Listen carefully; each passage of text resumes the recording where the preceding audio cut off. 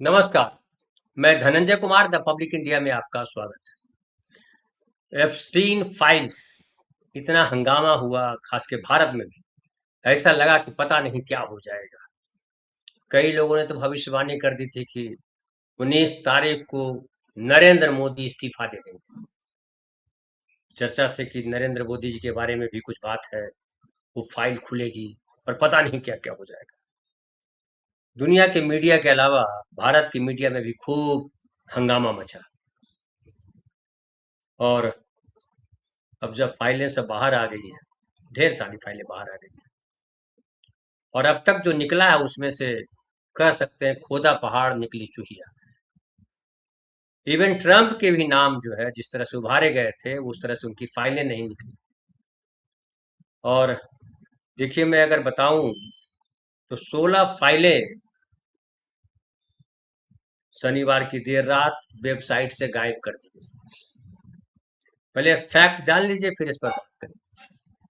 और रॉयटर्स ने कहा है कि इन फाइलों में महिलाओं की पेंटिंग्स की तस्वीरें और एक फोटो शामिल थी जिसमें अमेरिकी राष्ट्रपति Donald Trump, Jeffrey Epstein, Melania Trump और गिजलेन मैक्सवेल, एप्स्टीन की गर्लफ्रेंड थी, वो साथ नजर आ रहे थे।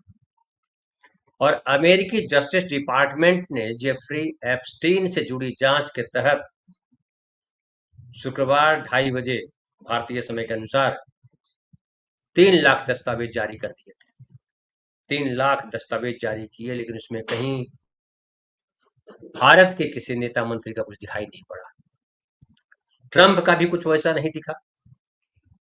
और रिकॉर्ड्स में जो है वो आया, उसमें आया कि पूर्व राष्ट्रपति Bill Clinton, pop singer Michael Jackson, इन लोगों की तस्वीरें सामने आई। और डोनाल्ड ट्रंप का नाम लगभग नहीं के बराबर पाया गया। उसके बाद देखिए, हाउस ओवरसाइट कमेटी के डेमोक्रेट सदस्यों ने ट्रंप से जुड़ी तस्वीर के गायब होने पर सवाल उठाए और पूछा कि और क्या छिपाया जा रहा है। तो वहां भी ये बात चल रही है कि ट्रंप के बारे में जो डॉक्यूमेंट्स थे वो छुपा दिए गए, और उन्होंने अमेरिकी जनता के लिए पूरी पारदर्शिता की मांग करते हुए न्याय विभाग पर कवर अप के आरोप लगाए। अब आरोप लगाइए। उसके अलावा देखिए, जारी दस्तावेज जो जो जारी किए गए उसमें से काफी हिस्से ब्लैक कर दिए गए, काले कर दिए गए, और 119 पेज तो पूरी तरह से काला कर दिया गया है। और न्याय विभाग ने कहा कि लाखों पेज के रिकॉर्ड्स हैं और पीड़ितों की पहचान छिपाने में समय लग रहा है। तो जो पीड़ित हैं, जो लड़कियां हैं, नाबालिग लड़कियां हैं, महिलाएं हैं, उनका चेहरा सामने ना आए, उनका नाम सामने ना आए, इसके लिए उनके चेहरे को छुपाया जा रहा है, और छुपाने में समय लग रहा है। जबकि जो इसकी एक पीड़िता है एप्स्टीन की, जो शिकार हुई उसके यौन अपराध की, उसमें से है जेस माइकल्स। उसने कहा कि न्याय विभाग फाइल जारी करने में भ्रष्टाचार और देरी से साबित कर रहे हैं कि वो कुछ छुपा रहे हैं। एक तो भ्रष्टाचार के आरोप लगाया, और कहा कि ये देरी से जो एक्सपोज किया जा रहा है, सामने लाया जा रहा है, इसका मतलब है कि वो कुछ छुपा रहे हैं। एक और पीड़ित है मरीना लार्सेडा। उन्होंने कहा कि फोटो ज्यादातर बेकार है, हमें धोखा दिया गया है, हम इंतजार कर रहे थे कि सरकार जिन्हें बचा रही है उनके नाम सामने आए। तो ये हालत है। अब इस पे जो है देखिए क्या है, इसीलिए मैं इस पे कार्यक्रम नहीं कर रहा था एप्स्टीन पे, क्योंकि ये सब स्कूप के अलावा कुछ नहीं है। और पूरे देश दुनिया का ध्यान जो है वो एक तरह से कहिए कि कई और मुद्दों से, जैसे भारत में देखिए मनरेगा का प्रकरण चल रहा था, लेकिन मरे मनरेगा पर या वंदे मातरम पे या जो देश से जुड़ी हुई चीजें थी उस पर बात करने के बजाय एप्स्टीन पे पत्रकार बात करते रहे। और एप्स्टीन फाइल्स में निकला क्या? कुछ नहीं। अब ये कहा जा सकता है, और जो पीड़िता कह रही है कि ये छुपाया गया है। देखिए, ये सेक्स स्कैंडल्स जो है वो फाइनली छुपा दिए जाते हैं, और जो जाहिर किए जाते हैं वो या तो ब्लैकमेलिंग है, ब्लैकमेल करने के लिए करते हैं, या दुश्मनी निभाने के लिए करते हैं। कहा जा सकता है कि क्लिंटन के बारे में जितनी चीजें आई हैं वो ट्रंप का उसमें इंटरेस्ट है, क्योंकि ट्रंप लगातार क्लिंटन के खिलाफ बोलते रहे। ये भी माना जाता है कि दूसरे देश, समझिए भारत भारत के अगर कुछ मंत्री, किसी के उद्योगपति की भी अगर वहां तस्वीर थे या वीडियो थे या जो भी था, तो नेगोशिएट किया गया होगा, छुपाया गया होगा और उसके बदले में ऊंची कीमत वसूली गई, पैसे लिए गए होंगे, कुछ एग्रीमेंट साइन करवाए गए होंगे, करवाए जाएंगे, वादा लिया होगा। ये सारी चीजें ब्लैकमेल करने के लिए इस्तेमाल होता है। इस तरह के जो सेक्स के जो स्कैंडल्स की फाइलें होती है, जो घटनाएं होती है, जो वीडियोज होते हैं, जो कहा जाता है कि हमने सेक्स स्कैंडल को एक्सपोज किया है, उसमें बस होता इतना है, बाकी हमाम में सब नंगे हैं। और पॉलिटिशियंस जो है, चाहे भारत हो चाहे दुनिया के दूसरे देश हो, उस पर अपना खेल खेलते हैं। हालांकि राहुल गांधी ने इस पर कभी कुछ नहीं बोला। अगर ये राहुल गांधी का कहीं जिक्र होता तो पूरा बीजेपी समूह या बीजेपी गैंग ज्यादा बढ़िया सही है कहना, राहुल गांधी के पीछे पड़ जाता। लेकिन सुब्रमण्यम स्वामी ने भी जो जिक्र किया उसमें राहुल गांधी का कहीं जिक्र नहीं किया, विदेश विपक्ष के किसी नेता का जिक्र नहीं किया, बल्कि सत्ता पक्ष के नेताओं का, मंत्रियों का जिक्र किया, और वो कहीं आया नहीं। इसलिए उसी आधार पर भारतीय पत्रकार कह रहे थे ये हो जाएगा, वो हो जाएगा। मुझे पता था कुछ नहीं होने वाला, क्योंकि वो सत्ता में है। ताकतवर लोग अपने पैसे और अपने ताकत के बल पे, या कहिए कि समझौता कर लेते हैं। सर, वो जो कर रहा है वो भी ब्लैकमेल कर रहा है, वो भी जानता है वो ब्लैकमेल करता है। हमने आपको बताया था एक दिन की हिंदुस्तान में हाईवे पे जो सीसीटीवी कैमराज लगे हुए हैं, और उसका जो कंट्रोल रूम जो होता है टोल नाका पर, टोल नाका के कर्मचारी सीसीटीवी कैमरे से जो वीडियोज आते हैं उसको क्लोज करके उसको रिकॉर्ड करते हैं, और जो लोग सड़क पे होते हैं उनको दिखा करके उनको ब्लैकमेल करते हैं, उनसे भारी पैसे वसूलते हैं। कोई आपको याद होगा एक नेता जो मध्य प्रदेश के नेता, और उसके साथ एक महिला का वीडियो वायरल हुआ था, वो भी उसी का पार्ट था, उसको भी ब्लैकमेल किया गया। कई सारे आए ऐसे जिसमें एक नवविवाहिता का जिक्र आया कि उसको ब्लैकमेल किया गया, 32,000 रुपए लेकर के छोड़ा गया, और बाद में उसका वीडियो वायरल कर दिया गया।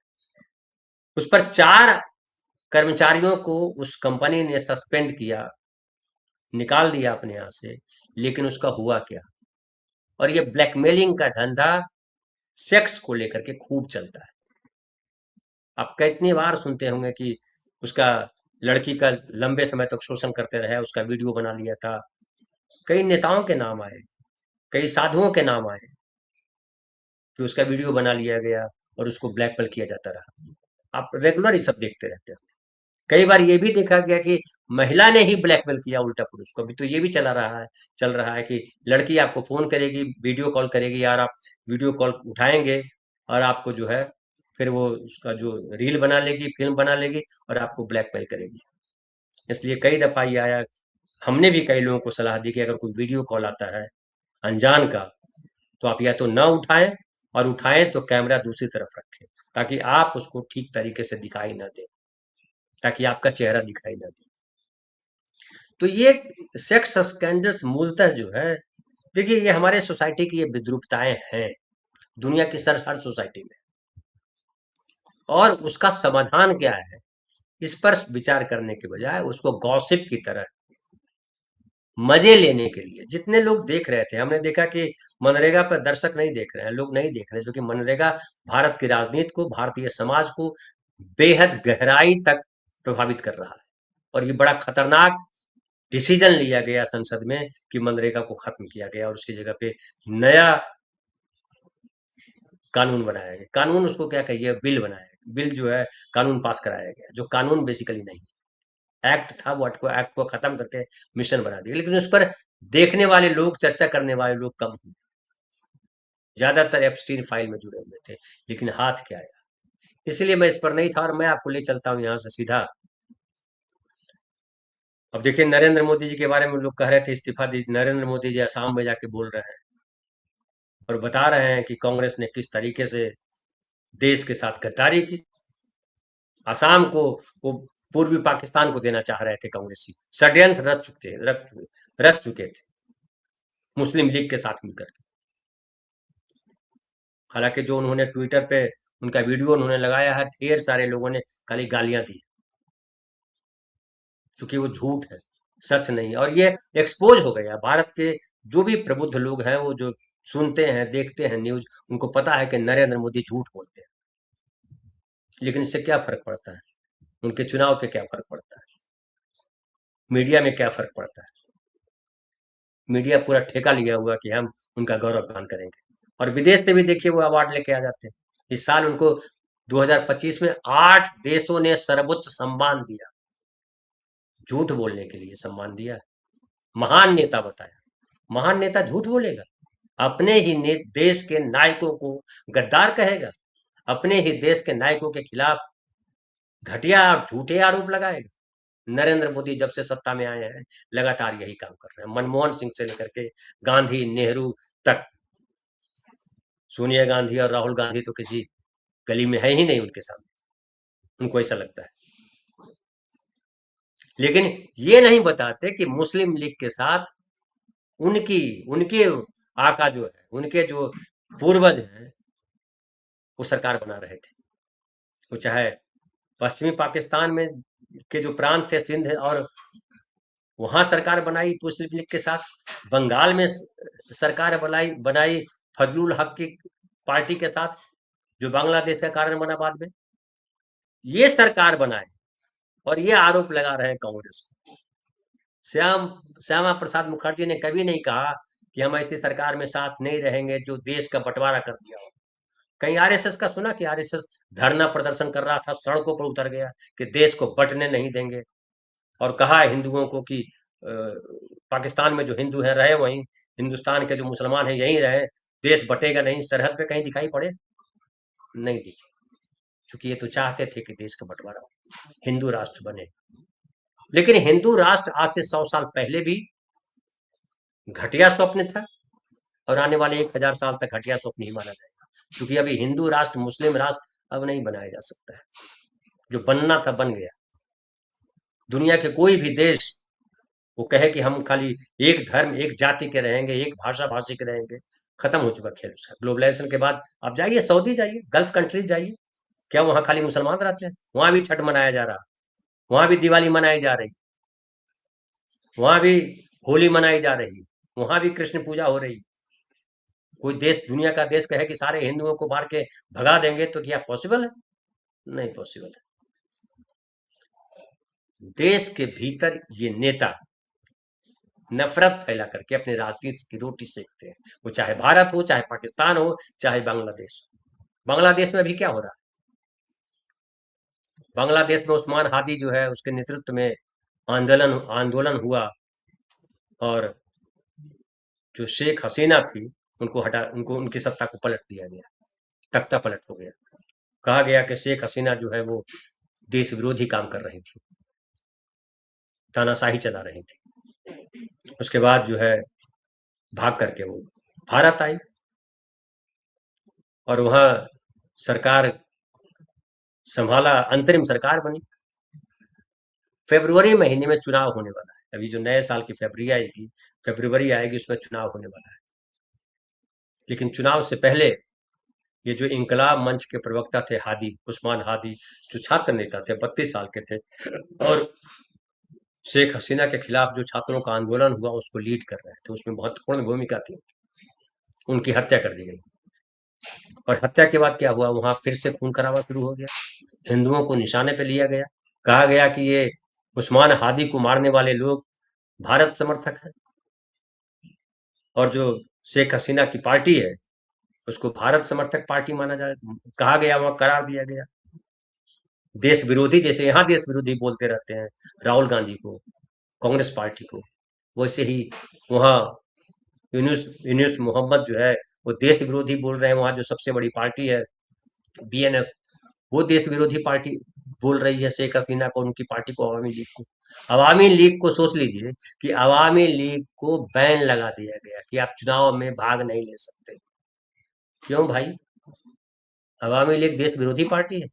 अवामी लीग ने देश को आजाद कराया, तब ये खालिदा जिया कहाँ थी, बीएनएस कहाँ थे पार्टी, जब मुसलमानों पे मुसलमानों पे मैं जान करके बोल रहा हूँ, चूंकि इस्लाम मानने वाले थे। लेकिन बांग्ला भाषी होने की वजह से पश्चिमी पाकिस्तान के लोग सरकार वहां की जुल्म कर रही थी। तब इंदिरा गांधी ने साथ दिया था 1971 में। भारत ने बांग्लादेश का जन्म हुआ भारत के सहयोग से। तो जिस पार्टी के नेता ने देश को बनाया, बांग्ला भाषा को बचाया, उस गौरव को बचाया, उस देश की वो पार्टी देश विरोधी पार्टी हो गई, उसकी बेटी देश विरोधी हो गई। तानाशाही होना, बाकी चीजें होना दूसरी बात है कि सत्ता पाने के लिए आप जो इस तरह की, लेकिन देश के खिलाफ साजिश रच रहा है। ये जो नैरेटिव चल रहा है पिछले कुछ सालों से भारत में भी और बांग्लादेश में भी अब चल रहा है, वो क्या है? वो शुद्ध तौर पे जो है देश पर कब्जा करने की तैयारी है कि मेरे अलावा कोई ना हो। आप तानाशाही का आरोप लगाते हो दूसरे पे, आप खुद उससे उससे भी ज्यादा घटिया काम करते हो। क्या भारत में कभी भारतीय जनता पार्टी को जनसंघ पे बैन लगाया गया? किसी ने कहा देश विरोधी, देशद्रोही है ये दिन रात देशद्रोही, देश विरोधी कहते रहते हैं। बांग्लादेश में वही हो रहा है। खालिदा जिया की पार्टी जो है वो लगातार शेख हसीना के खिलाफ जो है देश विरोधी होने का तमगा लगा रही है। और ये भी आपको पता होगा कि शेख हसीना को जो है फांसी की सजा सुनाई गई। भारत से कहा गया कि आप दीजिए, लेकिन भारत ने प्रत्यर्पण नहीं किया, नहीं दिया। इस बात को लेकर के वहां हंगामा मचा हुआ है। भारत के खिलाफ पूरा आंदोलन चल रहा है। भारत के खिलाफ वहां के लोगों को नेता भड़का रहे हैं कि भारत खेल कर रहा है। अरे भारत की वजह से तुम्हारा वजूद है, था, आगे भी रहेगा। भारत से दुश्मनी करके बांग्लादेश दुनिया के नक्शे पे खड़ा हो जाएगा, ये जो सोच रहे हैं वो देश को बर्बाद कर रहे हैं। अब देखिए, जो वहाँ उस्मान हादी के मारे जाने के बाद जो हम अराजकता का माहौल, सड़कों पर फिर से हिंसा हो रही, और उसमें खास करके देखिए कि जो ढाका स्थित भारतीय उच्चायोग है और सहायक उच्चायोग 4 और है, वो है चटगांव में, राजशाही में, खुलना में और सिलहट में। वहां जो है उसके खिलाफ जो है उसके बाहर जो है प्रदर्शन हो रहा है, और इस वजह से एक दिन के लिए बंद भी करना पड़ा। भारत सरकार ने बंद किया वीजा आवेदन केंद्र, और उसके बाद बांग्लादेश के जो राजदूत हैं भारत में उसको बुलाया गया कि ये क्या हो रहा है। तो अब देखिए कि वहां भी वही चल रहा है बांग्लादेश में। और बांग्लादेश में जब अवामी लीग जो सबसे बड़ी पार्टी हुआ करती थी वो नहीं शामिल होगी चुनाव में, तो फिर क्या होगा? अब कह सकते हैं कि इन्होंने भी वही किया था। खालिद ये शेख हसीना ने परेशान किया बीएनपी को। बांग्लादेश नेशनलिस्ट पार्टी की जो अध्यक्ष हैं खालिदा जिया अभी भी जेल में बंद थी, लंबे समय तक जेल में रही वो। तो जो वो किया वही आप कर रहे हो, तो देश आप वो देश विरोधी हो गई देश करके, देशद्रोही हो गई वो करके, और आप वो करके देश भक्त कैसे हो जाओगे? तो ये है। और देखिए वहां के दो फेमस अखबार हैं, एक का नाम है द डेली स्टार और दूसरे का नाम है प्रथम आलोक। वहां हमला किया गया उस पर, अखबारों पर कहा गया कि ये भारत समर्थक अखबार है। तो जैसे देखिए हिंदुस्तान में जो है पाकिस्तान के खिलाफ बनने वाली फिल्म, पाकिस्तान के खिलाफ बोलने वाले नेता, दिन रात पाकिस्तान पाकिस्तान करने वाले लोग देशभक्त हो जाते हैं, और एक माहौल खड़ा कर दिया गया है कि जो पाकिस्तान के खिलाफ बोलेगा वही देशभक्त है। वैसे ही वहां किया जा रहा है बांग्लादेश में कि जो हिंदुस्तान के खिलाफ बोलेगा वही देशभक्त है। लेकिन क्या आप इस तरीके से देशभक्त और देशद्रोही साबित कर सकते हैं?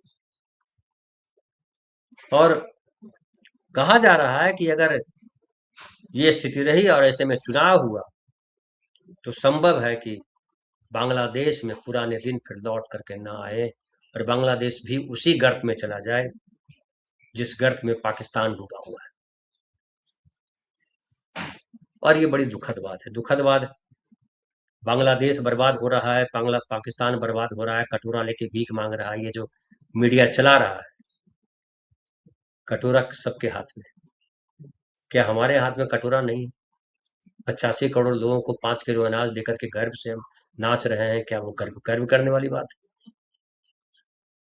बांग्लादेशी के नाम पर बांग्लादेशी कह करके, घुसपैठिया कह करके आप जो है वोट के लिए, सत्ता के लिए मुसलमानों का विरोध करते हैं और उनको उठा करके बांग्लादेश फेंक के आते हैं।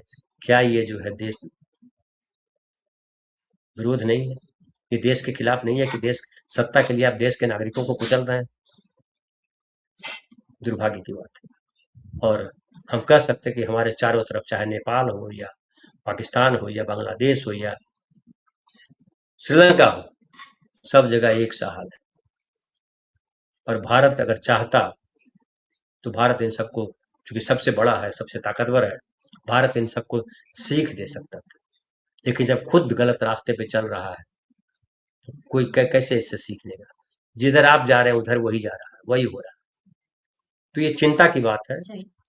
चाहे हिंदुस्तान में मुसलमान मारे जाएं, नवादा में, बिहार में आपने सुना होगा कि एक लड़के को, मुस्लिम जो सामान बेचता था, गली में फेरी लगाने वाला था, उसको लिंच कर दिया गया, उसको मार दिया गया, धर्म पूछा गया, उसको क्या क्या ब्रूटल तरीके से मारा गया। बांग्लादेश में वही किया गया, एक हिंदू युवक को मार मार के मार दिया गया। पाकिस्तान में आए दिन ऐसी घटनाएं होती रहती। ये क्या है? ये इंसान विरोधी लोग हैं। ये धर्म समर्थक, धर्म देश समर्थक लोग नहीं है।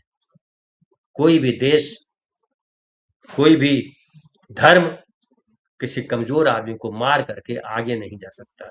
ये हमको आपको समझना है। ये नफरत की खेती कर रहा है, और नफरत की खेती जो है सबको बर्बाद।